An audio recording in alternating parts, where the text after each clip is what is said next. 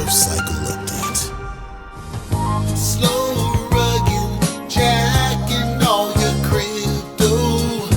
No one else in the whole wide world can save you, girl. Now, I'm not implying anything, and I'm not making a statement of definitive facts, so don't come at me making accusations. And certain people might be listening to the show at cryptotalk.fm that have an opinion about what I stated, but again, I've not stated anything yet. My name is Leicester. I'm your host today. I'm doing an out of cycle update because there are people, it turns out that the consensus has lost a little bit of its steam. Some people actually come to channels like mine to just get basic information. I've had people chime in and say, you know, you're the only one that's like right neutral. You're right in the middle and you're fair with everything you say, because I am. And hopefully I'm naively optimistic that some of you that's listening will hear what I'm saying, and then you will go and check out the AMA yourself. And I hope it clicks. When I say kids in a candy store, I hope it clicks. When I say I don't see scam, I see somebody who's just, they think they could just throw a bunch of shit and hope it sticks. I hope that the recent AMA reinforces what Leicester told you to be the truth, and you kind of resonate this. There are people that are still frustrated and angry. I'm not suggesting that you shouldn't be. I'm not suggesting you shouldn't be angry. I'm suggesting if you listen to the man speak, for you don't know what I'm talking about BlockDAG. I'm not going to say the full name. You know who I'm talking to. Did an AMA, the most recent AMA, and it was just him because Nick was allegedly fired. Some people said he quit. I don't know what the truth is. I'm saying allegedly he was fired. Some said he quit.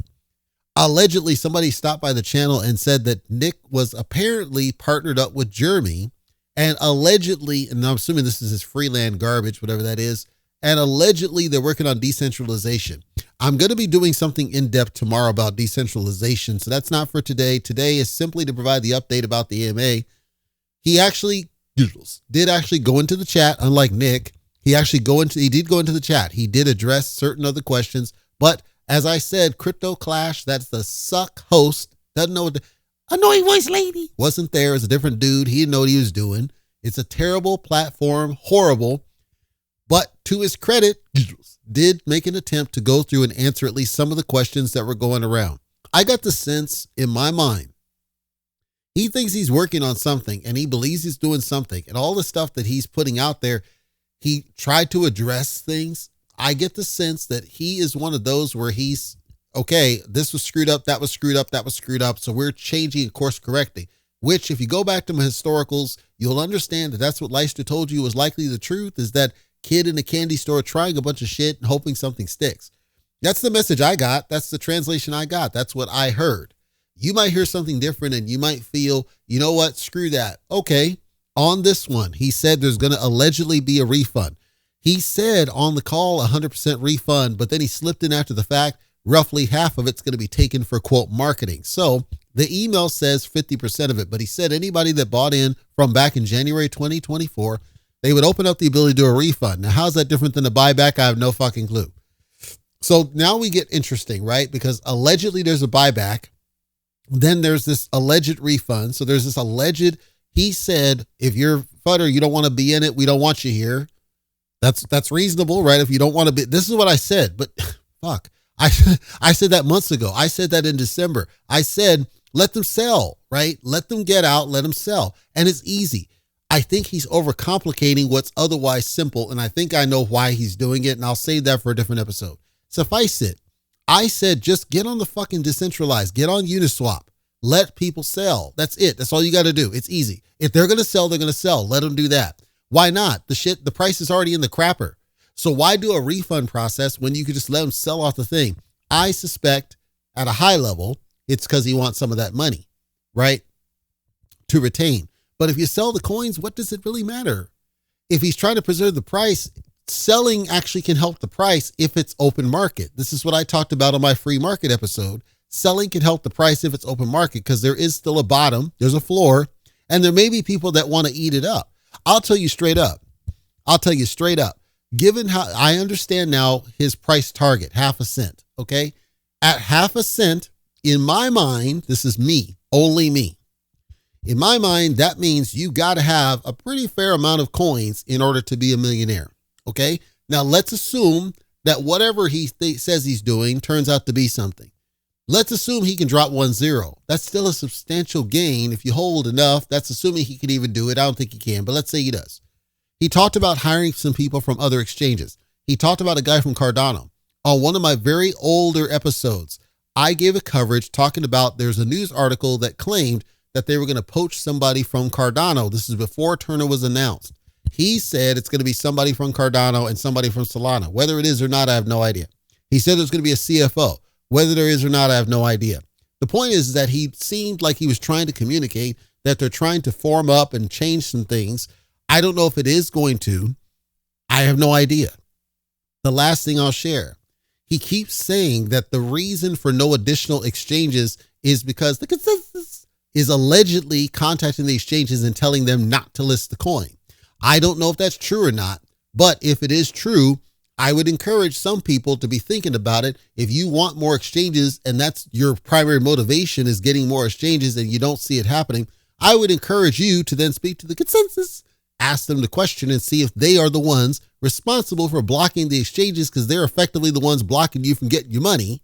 If that's true, I don't know it is. I'm telling you, if it's true, you need to talk to those people and ask them, confront them, ask them the question, are they the ones blocking you from getting it on exchanges? I have no idea. Bitmart shut down. It shut down. They didn't delist the coin. They're delisting themselves. Ascendex shut down. BTSE basically suspended it full stop. I don't know what the fuck's going on there. I have no idea. L-Bank, they're on the way out, I guarantee you, but they suspended it. If exchanges is your motivation and it's true what he said, and I don't know it is, you should confront the consensus and ask the question, figure that out. If miners is your priority, he claimed miners are still coming. He didn't really answer why they have taken so damn long. He didn't answer that. He said millions of dollars. Money is not a delay. If anything, money is a motivator. So I don't really believe him on that stance. I think what happened with the miners is they tried to get the miners done a very specific way that didn't work. That's what I think happened. Then they turned it into a Geth fork, which by the way, it is. They turned it into a Geth fork. All of a sudden they can make the damn thing work because it's a Geth fork instead of some crazy convoluted Frankenstein of a thing. I don't know for sure. I'm saying I think they tried to do it on their Frankenstein, whatever the fuck, and it failed miserably. And then they fell back to what's essentially a Geth fork, and all of a sudden they can get stuff to work. Then I heard rumors that allegedly there's community members that are trying to create an independent chain off the side, presumably the same chain ID. I don't know that for sure, but in competition to what is doing with the main block. I have no idea if this is true. I'm sharing what people said.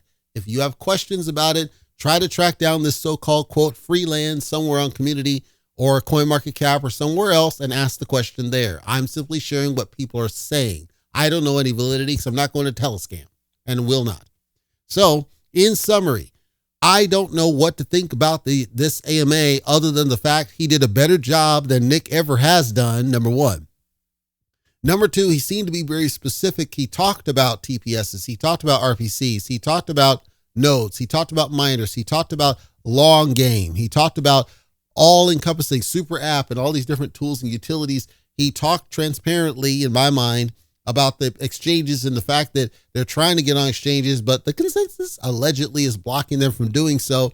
I didn't get the sense that he was trying to withhold, I'd say 95% of his messaging. 95% of his messaging, I think, was just straight up. How much of it is legit? Don't know. But I got the sense he was damn sure more transparent than Nick. So I had to take him on face on that one. As far as the other 5%, it seemed like he was very heavy on the casino. I think the beef people have with the casino is, number one, it's not what they signed up for. Number two, we're talking about $200 million of things that it gained, but none of that's flowing back into the project. And he never talked about buyback and burn. He never talked about things that would actively, directly benefit the project. One of those, as I said, is getting on the decentralized exchanges, getting it to where people can freely buy and sell and trade the shit without the limitations that they're imposing. He can get on you to swap if he actually put the effort in doing so. I don't know why he doesn't want to, other than trying to lock into the ecosystem. I can't think of any other reason. Can't think of any other answer. There you have it. Check it out on that freaking terrible crypto clash on Binance with to hear what he has to say now that Nick is allegedly out of the way. That rhymes.